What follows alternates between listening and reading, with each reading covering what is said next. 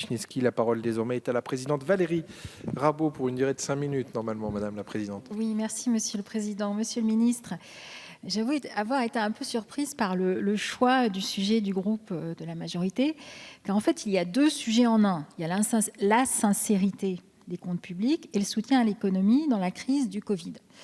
Alors, si on lit les deux sujets comme le suggère le groupe LREM, la réponse est quand même assez simple.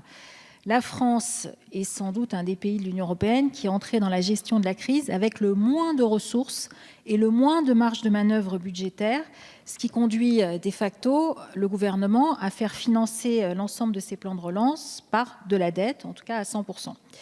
Pour vous en convaincre, je vais vous lire ce qu'a écrit la Commission européenne dans son document du 22 avril dernier concernant les comptes publics pour 2019.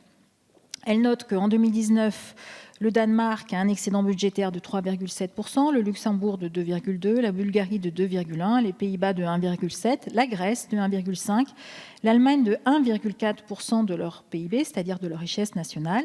Et elle dit encore, 2 États membres ont affiché un déficit supérieur ou égal à 3% de leur PIB, la France à moins 3% et la Roumanie à moins 4,3%.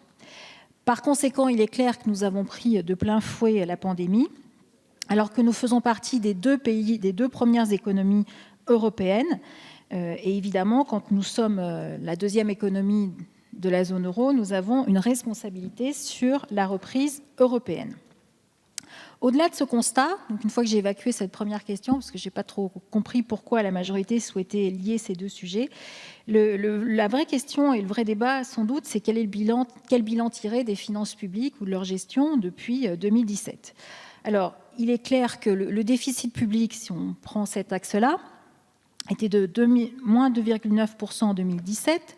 Il est repassé à moins 3,6% du fait de la transformation du CICE en 2018, en baisse de cotisation sociale, ça a été dit, pour retomber à moins 3% en 2019. Cette fois-ci, vous me direz que c'est sans doute sous l'effet des gilets jaunes. Quelle que soit la justification que vous y trouverez, c'est sous ce quinquennat que le déficit est quand même reparti à la hausse pour repasser un peu à la baisse, mais il est au-dessus des 3%, alors qu'en 2012, entre 2012 et 2017, il a continuellement baissé chaque année avec un point de départ à moins 5 points de PIB. Sur les besoins de financement, là aussi, l'évolution qui est à l'œuvre est assez intéressante. Le déficit de l'État est passé de 74 milliards en 2017 à 85,8 milliards en 2019, si j'ajoute les ODAC. En revanche, les collectivités locales sont proches de l'équilibre. Elles avaient un excédent budgétaire à 1,6 milliard d'euros en 2017. Elles sont passées à un solde légèrement négatif de 900 millions d'euros en 2019. Les administrations de sécurité sociale, c'est sur ce point-là, Monsieur le Ministre, que je souhaiterais peut-être quelques éclairages. L'excédent était de 4,9 milliards en 2017. Il est passé à 14 milliards en 2019. 14 milliards, c'est beaucoup d'argent. Alors, on sait que chaque année, il y a entre 1,5 et 2 milliards d'euros de ressources que la CADES n'utilise pas, c'est-à-dire que comme il y a une dynamique sur la CSG et la CRDS, effectivement, ça fait des ressources en plus pour les administrations de sécurité sociale. Néanmoins, Monsieur le Ministre, si vous pouviez nous donner quelques éclairages sur ces 14 milliards d'euros, parce que là, pour le coup, il y a un vrai débat, c'est un vrai excédent qui est opéré. Enfin, et je parle sous le contrôle de Joël Giraud, précédemment rapporteur général, on peut regarder les dépenses, si on regarde la dépense publique, soit par type d'administration, soit par nature, c'est-à-dire les intérêts, le fonctionnement, les dépenses sociales et les dépenses d'investissement. Et là aussi, la dynamique à l'œuvre depuis 2017 est intéressante. Les intérêts sont passés de 2% du PIB à 1,6%. Alors vous allez me dire, oui, c'est 0,4 point de PIB. Oui, mais enfin... 0,1 point de PIB, c'est 2 milliards d'euros. Donc ça fait quand même une marge de manœuvre qui est assez intéressante.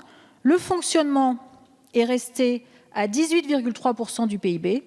Il a oscillé entre 18,26 et 18,29.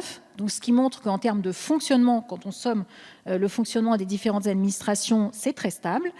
Et le soutien social, il avait baissé un peu en 2018 pour remonter en 2019, ce qui doit sans doute être l'effet gilet jaune et des mesures qui ont été votées. L'effet social, c'est 26,3% du PIB et c'est passé à 26,55 pour l'année 2019.